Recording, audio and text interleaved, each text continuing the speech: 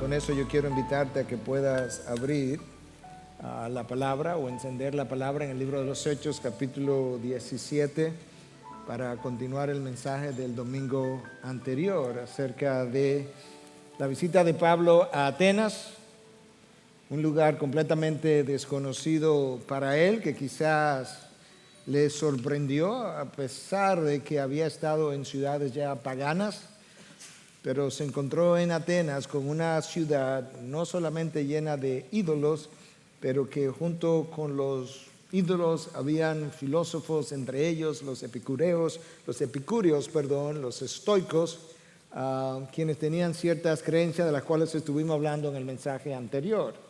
Pablo estuvo caminando entre la ciudad y de repente se encontró en la plaza pública, y es allí donde se encuentra con los filósofos. Y al escucharle, ellos tomaron a Pablo y lo arrastraron hasta el Areópago. Y ahí fue donde dejamos a Pablo la semana anterior, en el Areópago. De manera que hoy lo que vamos a ver es el mensaje de Pablo en el Areópago, el concilio de la ciudad que se acostumbraba a reunir para escuchar casos acerca de religión, de educación, de moralidad y otros temas similares. Y en esta ocasión probablemente el concilio no se reunió de manera oficial para juzgarlo, sí para escucharle. Porque como estuvimos viendo, los atenienses se entretenían, vivían entretenidos, escuchando las nuevas corrientes que llegaban a ellos, y parecería como que Pablo traía una nueva corriente, un nuevo entendimiento, un nuevo Dios al que estaba predicando. Y entonces ahora nosotros leeremos a partir del versículo 22 hasta el final el mensaje de Pablo a los atenienses en este lugar tan famoso hasta el día de hoy. Escucha lo que el texto dice. Entonces Pablo, poniéndose en pie en medio del Areópago, dijo: varones atenienses, percibo que sois muy religiosos en todo sentido. Porque mientras pasaba y observaba los objetos de vuestra adoración, hallé también un altar con esta inscripción: al Dios desconocido. Pues lo que vosotros adoráis sin conocer, eso os anuncio yo. El Dios que hizo el mundo y todo lo que en él hay, puesto que es Señor del cielo y de la tierra, no mora en templos hechos por manos de hombres, ni es servido por manos humanas, como si necesitara de algo, puesto que Él da a todos vida y aliento y todas las cosas. Y de uno hizo todas las naciones del mundo, para que habitaran sobre toda la faz de la tierra, habiendo determinado sus tiempos señalados y los límites de su habitación, para que buscaran a Dios, y de alguna manera, palpando, le hallen, aunque no está lejos de ninguno de nosotros. Porque en Él vivimos, nos movemos y existimos, así como algunos de vuestros mismos poetas han dicho, porque también nosotros somos linaje suyo.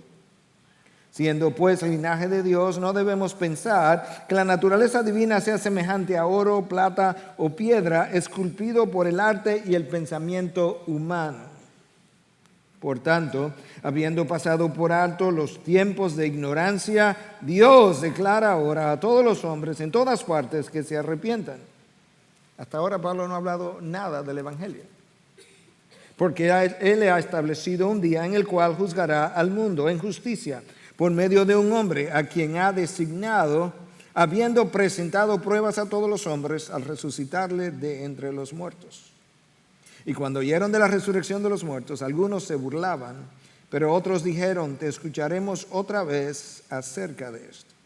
Entonces Pablo salió de entre ellos, pero algunos se unieron a él y creyeron, entre los cuales estaban Dionisio el Areopagita, una mujer llamada Dámaris, y otros con ellos.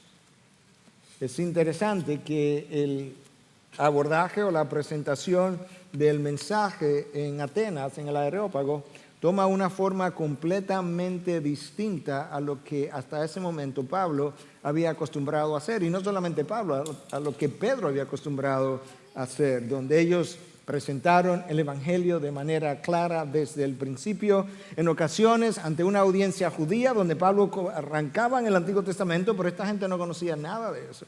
No conocían de los patriarcas del libro del Génesis, no conocían de los profetas del resto del Antiguo Testamento, y donde Pablo entonces llevaba el mensaje de una forma que ellos pudieran ver que en Jesús se cumplían las promesas del Antiguo Testamento, pero él no podía iniciar ahí. Sin embargo, en ocasiones, ante inconversos, todavía el Evangelio era la centralidad, como vemos en el caso de Cornelio y de otros. Lo que Pablo hace es que él arranca con lo que nosotros llamamos en teología la revelación general de Dios. Y yo mencionaba esta mañana de inicio que en las ocasiones que me ha tocado predicar aquí y en nuestros diferentes viajes, con frecuencia somos abordados con diferentes preguntas y que una de las preguntas más comunes es aquella que está relacionada a qué pasa con el indio de la jungla que nunca ha oído del Señor Jesucristo. Y a mí me llama la atención porque con frecuencia la pregunta es hecha como con un rostro de preocupación. Y siempre me ha llamado la atención porque esta persona está tan preocupada por el indio de la jungla que está tan removido de él y no tiene ninguna preocupación por la persona que trabaja al lado suyo en el escritorio de su oficina que está tan cerca de él. ¿Realmente es una preocupación o es un cuestionamiento acerca de la bondad y la gracia de nuestro Dios? La revelación general es esa manifestación de Dios, del Dios nuestro, a todos los hombres, en todas las partes, en todas las generaciones, desde que el hombre es hombre. Esa revelación está en la creación y está en la conciencia del individuo. Y es ahí donde Pablo comienza. Escucha cómo la Nueva Traducción Viviente traduce el texto de Romanos 1 del 19 al 23 acerca de la revelación general de nuestro Dios. Ellos, esto es todo el mundo, conocen la verdad acerca de Dios porque Él se la ha hecho evidente. Pues desde la creación del mundo todos han visto los cielos y la tierra. Por medio de todo lo que Dios hizo, ellos pueden ver a simple vista las cualidades invisibles de Dios. ¿Cuáles? Su poder eterno y su naturaleza divina. Así que, escucha bien, no tienen ninguna excusa para no conocer a Dios. Ese es el indio de la jungla. Es cierto, ellos conocieron a Dios, pero no quisieron adorarlo como Dios ni darle gracias. En cambio, comenzaron a inventar ideas necias sobre Dios. Como resultado, la mente les quedó en oscuridad y confusión. Afirmaban ser sabios, pero se convirtieron en completos necios.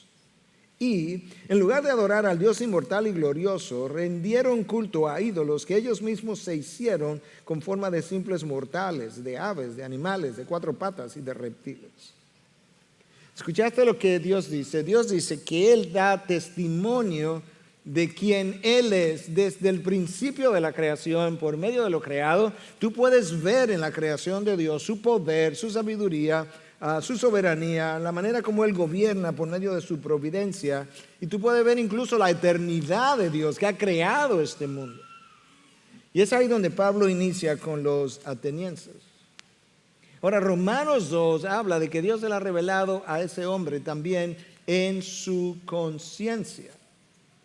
Y yo menciono esto para aquellos que están preocupados hoy todavía en este lugar por el indio de la jungla, que el indio de la jungla no se condena porque él nunca ha oído de Jesucristo.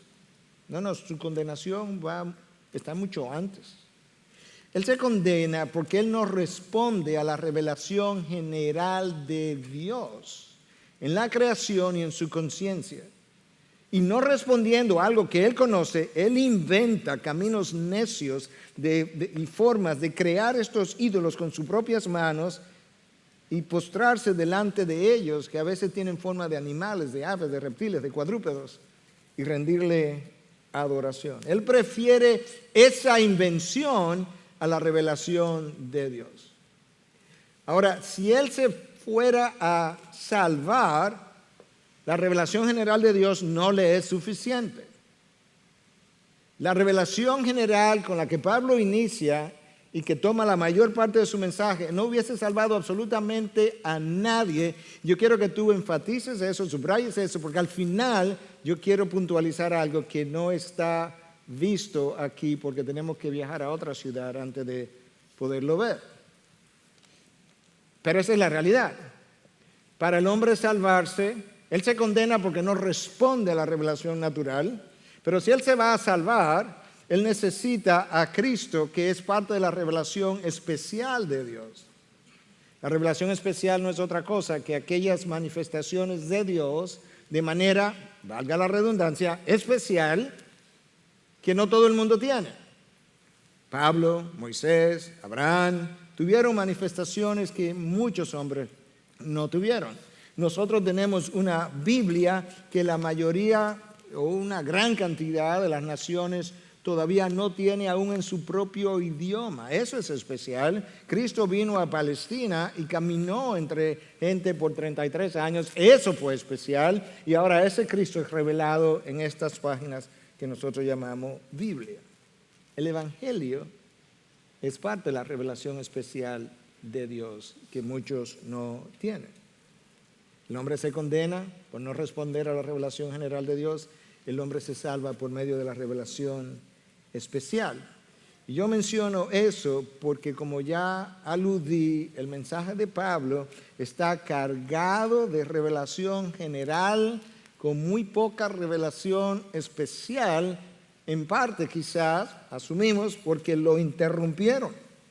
Cuando Pablo comienza a introducir la revelación especial y habla de un hombre, de un varón, ni siquiera le da el nombre a Jesús, por medio del cual Dios juzgará al mundo, Pablo es interrumpido. Pero ahí vamos muy rápido, de manera que tenemos que regresar. Una vez más, según Lucas, los atenienses vivían entretenidos con la última corriente, la última filosofía, la última enseñanza, la última especulación. Y entonces ahora Pablo comienza con ellos como a 30,000 pies de altura para ver si puede llegar a sus corazones posteriormente. Como mencioné, ese mensaje así predicado en el Areópago ni aparece antes ni aparecerá jamás después. Y eso ha llevado a cierta especulación que vamos a hablar de ella más adelante. Pero ahí está Pablo en el Areópago frente a una audiencia pagana que no conocía nada del Antiguo Testamento, no conocía a los patriarcas, no conocía a los profetas, no había oído de Jesús, no había oído de nada lo que quizás los judíos sí habían escuchado, pero ya estaban imbuidos, si pudiéramos decir, de estas ideas de los epicúreos que hablaban de que el mundo básicamente no había existido como un evento del azar, por así decirlo. No había un Dios, ellos eran eminentemente materialistas, y los estoicos que pensaban que el mundo siempre había existido, o el universo, y que una fuerza impersonal que llamaban Logos le había dado forma, y quizás Juan le estaba hablando a ellos cuando dijo que en el principio era el Logos, y el Logos estaba con Dios, y el Logos era Dios, y que ese Logos se encarnó, y vino lleno de gracia y de verdad. Pablo en el Areópago probablemente trató de encontrar como un punto de contacto. Déjame ver si yo puedo encontrar algo como un trampolín de donde yo pueda partir. Y comienza en cierta manera como reconociendo como una cierta nobleza, entre comillas, entre los atenienses cuando dice: yo me doy cuenta que ustedes son muy religiosos. En vez de llamarles muy necios, de acuerdo a la palabra de Dios, pero llaman religiosos. Y la razón por la que yo creo que son muy religiosos es porque yo he visto tantos ídolos, pero el que más me llamó la atención es este ídolo que yo me encontré sobre un altar con esta inscripción: al Dios desconocido. Eso es como, wow, ¿qué es esto?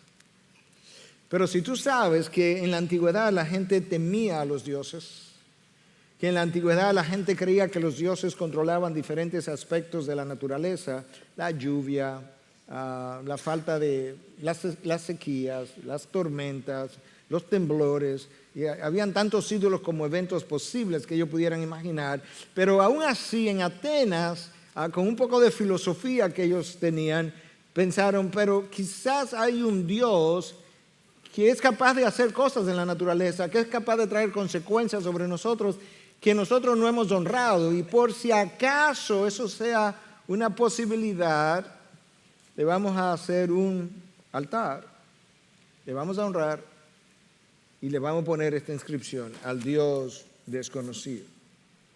Pablo toma como ese punto de contacto, trampolín, y le dice: de ese Dios yo quiero hablarles. Ese es el Dios de quien yo quisiera hablar. Y le dice: ¿por qué? Pues lo que vosotros adoráis sin conocer, es como diciendo lo que vosotros adoráis en ignorancia, eso os anuncio yo. Y Pablo pasa a presentar a un Dios muy distinto a lo que los epicúreos pensaban, muy distinto a lo que los estoicos pensaban, muy distinto a lo que el resto de los atenienses pensaban. Y escucha cómo Pablo comienza su mensaje en el versículo 24 del texto de hoy. El Dios que hizo el mundo y todas las cosas que en él hay. Pablo comienza con la idea del Dios creador. Es como si Pablo hubiese regresado al Génesis. En el principio Dios creó los cielos y la tierra. A los atenienses le dice: el Dios que hizo el mundo y todas las cosas que en él hay. Pero de ese Dios creador, Pablo revela que ese Dios es Señor sobre lo creado y que ese Dios es infinito a diferencia de lo creado. ¿Y cómo lo dice en la segunda parte del versículo 24? Siendo Señor del cielo y de la tierra. Pablo primero le dice que Él es creador del mundo y todas las cosas que en Él hay. Y luego le dice: siendo Señor del cielo y de la tierra, no habita en templos hechos por manos humanas. Pablo declara el señorío de nuestro Dios sobre toda la creación. Pablo está hablando de su soberanía, Pablo está hablando de su control, de su derecho a gobernar y de su autoridad sobre tu vida y sobre la mía. E inmediatamente después de presentar a ese Dios como creador y como Señor sobre lo creado, Él presenta a ese Dios como un Dios que tú no lo puedes contener, que no habita en templos hechos por manos humanas. Es un Dios infinito que existe fuera del tiempo y del espacio. Y esa es la razón por la que Salomón, cuando él dirigió la construcción de un templo hecho por manos humanas, él, reconociendo la infinitud de nuestro Dios, escucha lo que se registra en 1 de Reyes 8:27. Pero Salomón termina, está contemplando esta preciosa edificación y dice: pero ¿morará verdaderamente Dios sobre la tierra? He aquí que los cielos y los cielos de los cielos no te pueden contener, cuanto menos esta casa que yo he edificado. Ese es Salomón. Yo estoy consciente de que yo he hecho esta casa por dirección tuya. Es extraordinaria, es preciosa, es imponente, majestuosa, pero a la verdad que tú no habitas aquí. Esto no te puede contener. El universo mismo que tú creaste no puede constituir tus límites. El universo fue creado por un Dios que ya existía, por el Dios que Pablo predicaba.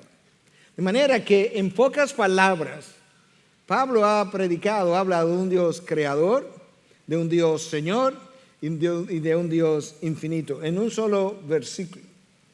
Pero ahora, en el versículo siguiente, Pablo pasa a hablar de un Dios autosuficiente. Escúchalo, versículo 25. Ni es honrado por manos de hombres, como si él necesitara de algo. Los paganos ayer y hoy con frecuencia sirven y sirvieron a los dioses con alimentos. Yo recuerdo en mis años de adolescencia haber asistido a 2 sesiones de lo que era lo que sigue siendo el movimiento de la meditación trascendental. Yo fui la primera vez, recibí algunas instrucciones y luego me dijeron que en la próxima sesión le llevara un guineo, una manzana y no sé qué otra cosa para honrar a los dioses. Y yo fui a esa segunda y última sesión. Y cuando yo me veo allí presentando estas frutas a esta divinidad, y yo me dije, qué estupidez es esto. ¿Alimentar a los dioses? Pues eso yo estaba acostumbrado. Y Pablo está diciendo, el Dios de que yo estoy hablando no es como los dioses de ustedes, que necesitan cosas de los hombres, que necesitan que las manos humanas le alimenten. No, para nada. En lo más mínimo. Dios no necesita nada ni de nadie. Dios depende de Él mismo, a diferencia de la criatura que depende del Creador. Si hay algo que nosotros conocemos tempranamente de las Escrituras, es que Dios es autosuficiente. ¿Y cómo lo sabemos? Porque Dios se le presenta a Moisés. Creo que hablamos algo de eso la semana pasada en uno de los cultos. Y lo primero que Dios le muestra a Moisés es que Él es santo. Quítate las sandalias, que el terreno donde estás pisando es terreno santo. Y lo próximo que Dios le muestra a Moisés es: yo soy autosuficiente, yo dependo de mí mismo, yo existo, yo tengo vida en mí mismo. ¿Y cómo lo hace? A través de su nombre. Recuerda que en el contexto hebreo el nombre representa la esencia de Dios. Moisés le dice a Dios, le pregunta a Moisés: si esta gente me pregunta quién tú eres, ¿qué le digo? Y Dios le dice: ¿tú quieres que te diga? Te voy a dar mi nombre y te voy a dar mi esencia. Yo soy. En otras palabras, no fui, no seré, yo dependo de mí mismo. Eso es lo que el nombre significa: Yahweh, el Dios autoexistente. El Dios que tiene vida, existencia y suficiencia en sí mismo. Dios no cambia. Si hay algo que es típico de la criatura, es su cambio. Yo veo fotos de cuando yo llegué a Santo Domingo con pelo, sin canas. Lucía más joven y cambié. Si hay algo que caracteriza a la divinidad, es que no cambia. Que hace millones de años atrás, si pudiéramos medir el tiempo en millones de años, Dios era lo que Él es hoy. Y al final de la eternidad, que no tiene final, Dios será lo mismo que Él fue en la eternidad pasada. Dios tiene vida en sí mismo. El sábado en la tarde, como decía D.A. Carson en una ocasión, Dios no está esperando y dice: oh, wow, yo no puedo esperar. Can't wait, como dice en inglés, a que llegue el domingo en la mañana a ver si esta congregación me levanta el ánimo. No. Dios no está diciendo: wow, a ver si estos músicos tocan mejor y cantan mejor estos cantantes que el domingo pasado, porque yo necesito deleitarme y a esto le falta calidad. No, Dios no necesita eso. Dios no está esperando que yo predique el mejor sermón sobre la tierra para Él sentirse honrado. Absolutamente no. Dios no necesita tu obediencia ni la mía. Yo necesito mi obediencia. Él no la necesita. Dios es autosuficiente, sin necesidad absoluta de nada ni de nadie. Dios no necesita tu adoración. Si Él necesitara la adoración de alguien, se lo pediría a los serafines y a los querubines, donde no hay presencia de pecado, ni mucho menos. Pero Dios no necesita a ellos. Antes de Dios crear, Dios estaba satisfecho, contento en sí mismo, disfrutando la presencia y el amor de su Hijo y del Espíritu de Dios en la Trinidad. En la Trinidad tú encuentras eternidad, unidad y el amor mutuo. Dios no es honrado por manos de hombre como si necesitara de algo. La próxima vez que tú pienses que Dios necesita algo de ti, que necesita tu obediencia, que necesita tu adoración, está pensando como un pagano y no como un cristiano. Dios es autodependiente, lo que implica que Él tiene vida en sí mismo. Y como Él tiene vida en sí mismo y no es un Dios egoísta, escucha, Dios es dador. Esa es la otra manera como Pablo presenta a este Dios a quien Él proclama. Pues Él es quien da a todos vida y aliento y todas las cosas. Él da a todos vida, aliento, que es lo mismo, pero también da todas las cosas que tenéis que no habéis recibido. Este es un Dios totalmente dador de vida. De hecho, cuando el pastor Joel leía de Juan 1, él comenzó a leer: el principio era el verbo era con Dios, el verbo estaba con Dios, el verbo era Dios. Y luego él leyó de cómo todas las cosas fueron hechas por medio de él y nada de lo que fue hecho sin él. ¿Recuerdan eso? Pero él se paró ahí. Versículo 4. En él estaba la vida. Y la vida era la luz de los hombres. En él estaba la vida. En él está la vida en el día de hoy. Y por eso es que Pablo entonces avanza su mensaje en el versículo 28 de nuestras traducciones y dice, porque en él vivimos, claro, porque en él está la vida, y nos movemos y existimos. Ahora, Pablo usa esa verdad para decirle a los atenienses, ¿sabes qué? Eso ni siquiera original es, porque algunos de vuestros mismos poetas han dicho. Algunos de sus poetas han dicho esto, como también ha dicho, porque también nosotros somos linaje suyo. En él vivimos, nos movemos y existimos. Es como que Dios es nuestro hábitat. ¿Qué es el hábitat? Es el lugar donde algo vive. Los peces viven en el agua, ahí viven, se mueven, existen. En un sentido ese es su hábitat, pero en otro sentido su hábitat es Dios, porque en él es que ellos viven, porque él da vida a todos, es que ellos se mueven y ellos existen. Nuestro hábitat es Dios mismo. Wow. Pablo no ha hablado mucho en este texto y ya les presentó al Dios que él conoce, que ellos desconocen como creador del mundo y todo lo que en él hay. Como infinito, porque él no habita en templos hechos por manos humanas. Como Señor del cielo y de la tierra. Como eterno, porque él existía antes de lo creado, en su infinidad, o infinitud, o eternidad.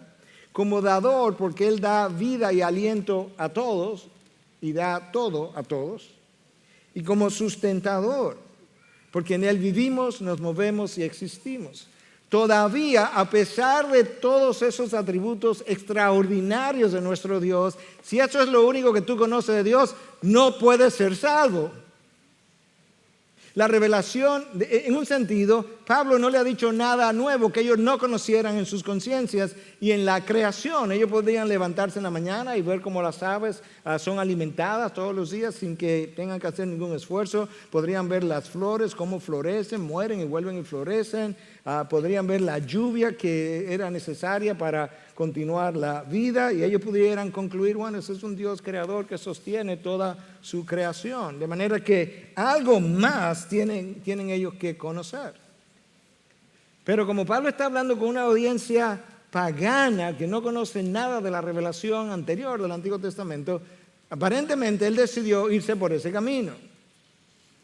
Y Pablo le presenta ahora a Dios, no solamente como creador, infinito, Señor, eterno, dador y sustentador, sino también como soberano. Escucha el versículo 26. Y de una sangre ha hecho todo el linaje de los hombres, de Adán, para que habiten sobre toda la faz de la tierra. Y escucha ahora su soberanía. Y les ha prefijado el orden de los tiempos y los límites de su habitación. Dios es el desarrollador de la raza humana a partir de la sangre de un solo hombre, pero cuando decide desarrollar la raza humana, Él prefija los tiempos, con todo lo que eso implica, y prefija los límites de donde el hombre iba a habitar. De manera que Pablo está diciendo, este es un Dios soberano. Tú existes en esta generación no por accidente. Tú existes en esta generación, no en la anterior, no en la que sigue, y yo también, porque Dios entiende que Él ha puesto, Él te ha dado algo que esta generación necesita. Si tú no crees eso, vivirás sin propósito en tu vida. Dios predeterminó los tiempos y predeterminó los lugares donde el hombre habitaría. Y Dios no solamente hizo eso de manera general, la predeterminación de los tiempos, Dios hizo eso de manera particular, de tal forma que tú naciste cuando naciste por designio de Dios.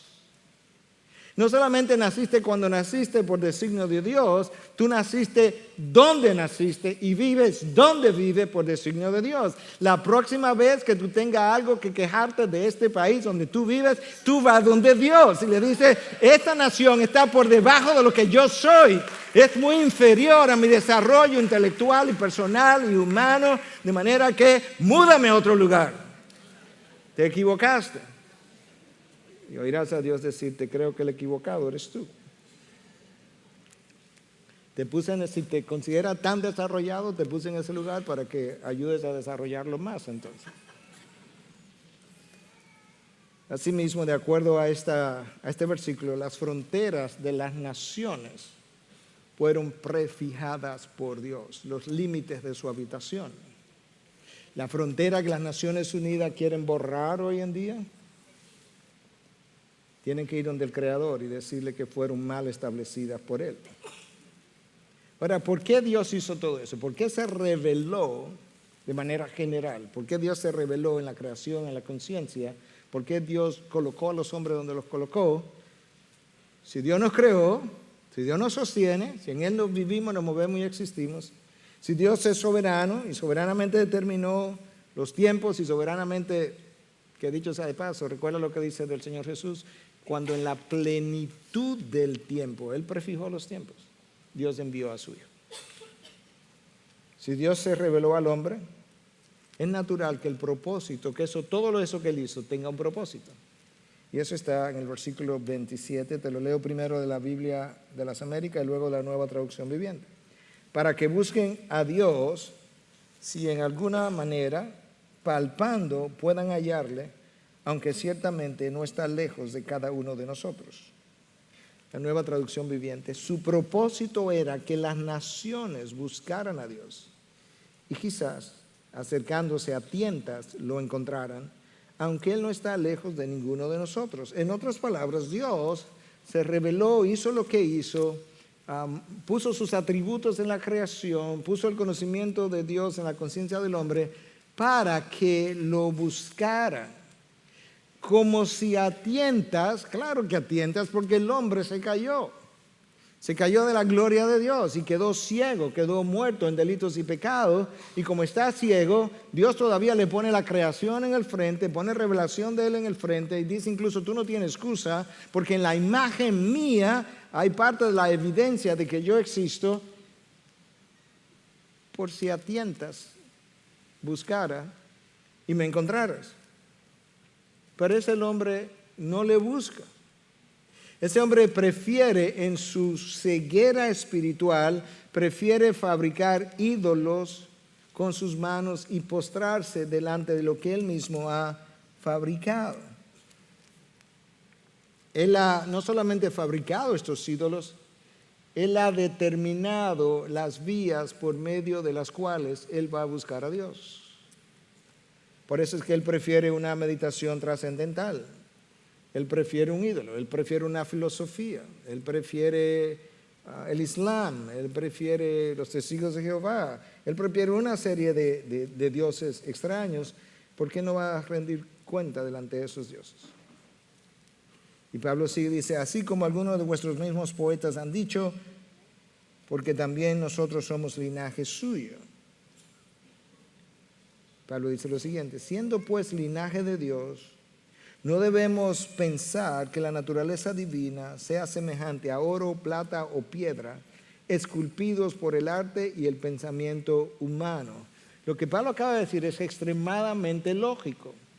Si vuestros poetas han dicho que nosotros somos descendientes de Dios o de los dioses, ¿cómo es que nosotros, si somos descendientes de dioses, cómo es que tú concibes dioses de oro, plata, cobre, piedra? Porque entonces nosotros debiéramos ser de oro, de plata, de cobre, de piedra.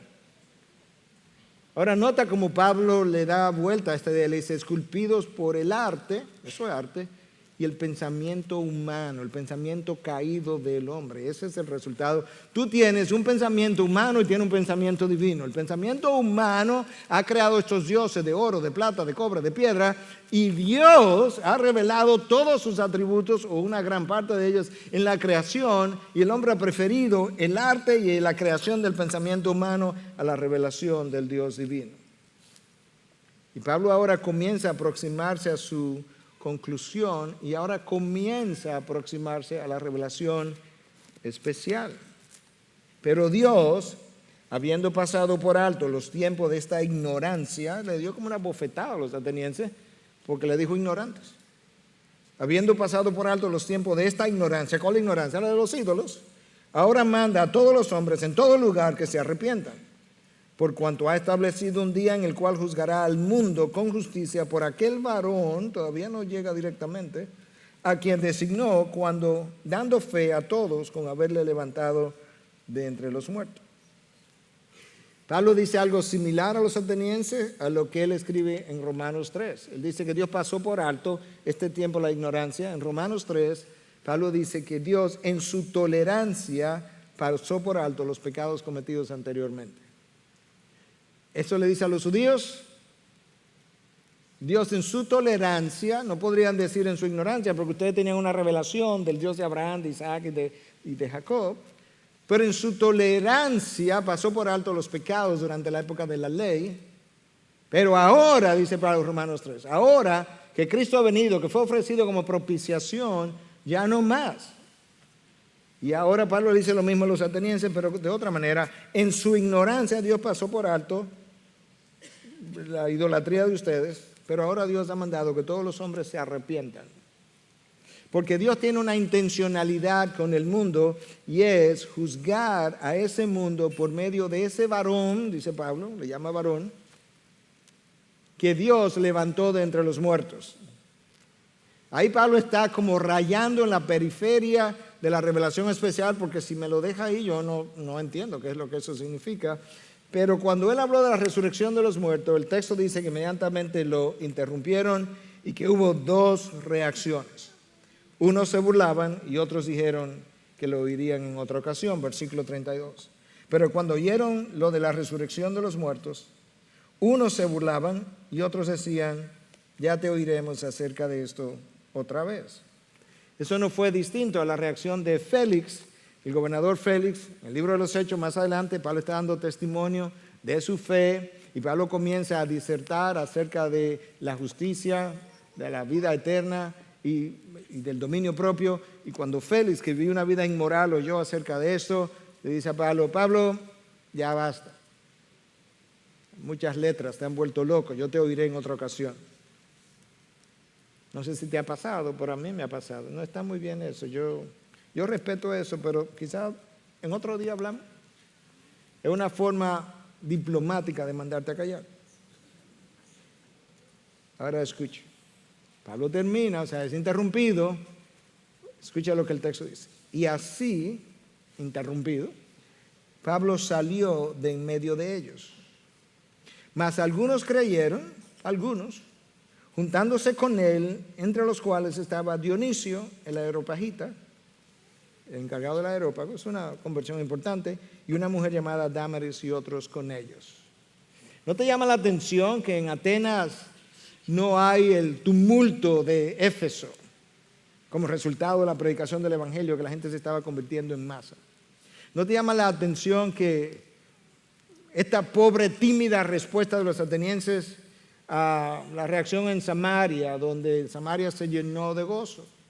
¿No te llama la atención la reacción en Jerusalén cuando el evangelio fue predicado, que dice que ustedes, le dicen a Pedro y a Juan, ustedes han llenado a Jerusalén con vuestras enseñanzas? ¿No te llama la atención esa reacción tímida con lo que pasó en Tesalónica, que muchos judíos se convirtieron, dice el texto, y muchas mujeres principales también se convirtieron? Contrasta eso con lo que pasó en Berea, que la gente recibió la palabra por lo que verdaderamente es la palabra de Dios y no como la palabra de los hombres.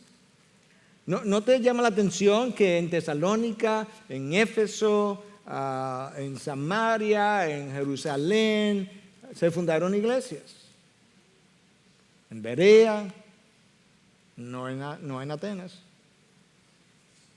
Ahora escucha, el texto dice que Pablo salió de en medio de ellos. ¿No quisiera saber para dónde cogió? La palabra dice dónde cogió. El próximo versículo, 18:1. Después de esto, ¿cuál es esto? La visita en el Areópago. Pablo salió de Atenas y fue a Corinto. ¿Quieres saber un poquito de Corinto? Una ciudad altamente griega, los mismos dioses, las mismas ideas, pagana, inmoral, igual que Atenas. No muy distinta. ¿Sabes lo que Pablo dice a los corintios cuando él llega allá? Él se lo escribe en su primera carta, capítulo 2. Déjame leértelo literalmente. Cuando fui a vosotros, hermanos, ¿a dónde? A Corinto. ¿De dónde venía? De Atenas. Proclamando el testimonio de Dios, no fui con superioridad de palabras o de sabiduría, pues nada me propuse saber entre vosotros excepto a Jesucristo y este crucificado. Eso es lo que ha hecho que algunos especulen, yo estoy entre ellos, de que Pablo dijo, ¿sabes qué? Esto de presentar esta idea del Dios general, el Dios creador, esto no funciona. Es el Evangelio que trae la salvación, es Cristo y Cristo crucificado. En la ciudad anterior ni me dejaron terminar para presentar en el Evangelio. En la próxima ciudad, tan griega como Atenas, esto es lo que yo voy a hacer. Yo voy a predicar a Cristo y a Cristo crucificado. Él es el poder de Dios para todos nosotros que hemos creído. Y la verdad es, hermano, que toda la revelación general de Dios para el hombre no puede convertir una sola alma humana. Si la revelación general hubiese podido convertir al hombre, Dios no envía profetas a Israel, ni hubiese enviado a su Hijo posteriormente. La razón es que Dios tiene que literalmente hacer varias cosas. Dios tiene que cancelar la deuda entre el hombre y él, y alguien tenía que pagar por eso, y no podía ser ningún mortal porque ellos o nosotros somos tan deudores de Dios como el primero. Tendría que ser alguien que no hubiese pecado, que hubiese vivido en conformidad con la ley de Dios, que había sido violada, y eso solamente lo podía hacer su Hijo. Segundo, alguien tendría que ir a la cruz y morir por ese hombre pecador y derramar sangre para el perdón de pecados. Tercero, habiendo muerto, no podía quedar muerto porque entonces, ¿qué garantía habría de que nosotros cuando morimos tendríamos otra vida? Y Él tiene que resucitar de entre los muertos y con eso garantizó la resurrección nuestra. Esa es la revelación especial de Dios y que da salvación. Ahora, antes de terminar, déjame decir que hay un grupo significativo de teólogos que argumentarían en contra de la especulación que yo hice, que entienden que Pablo no necesariamente cambió de estrategia, que Pablo básicamente quiso hacer eso y hubiese hecho lo mismo otra vez en el Areópago. Yo y otros no estamos convencidos de eso, por más de una razón. Pero yo creo que es interesante que Pablo nunca antes predicó un sermón de esa naturaleza y nunca después. Tú puedes leer todas sus cartas. Puede terminar el libro de los Hechos, no lo va a encontrar. Lo que encuentras es una presentación clara del Evangelio. Como le dice a los Corintios, cuando yo vine a ustedes no me propuse hablar sabiduría ni nada, ni rebuscado.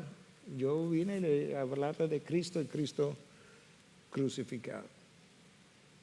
Esa es la razón, y ahora te lo digo, por lo que yo titulé mi mensaje, La necesidad del Evangelio.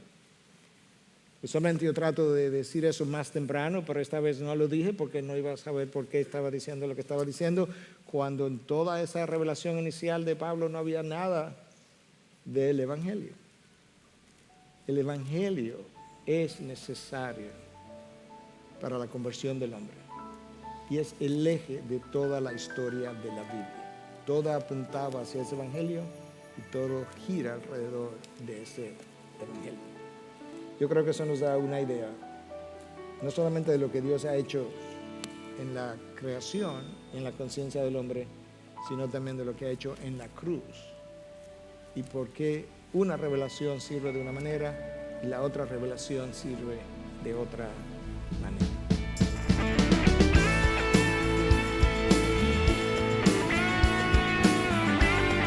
Esta es una producción que llega hasta ustedes gracias a los aportes de individuos y empresas comprometidos con la defensa de la fe.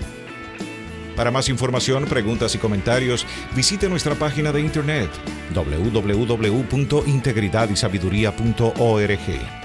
En esta página encontrará información sobre la producción de este y otros recursos que ponemos a su disposición, como también las formas en las que usted puede contribuir con la producción de programas como estos.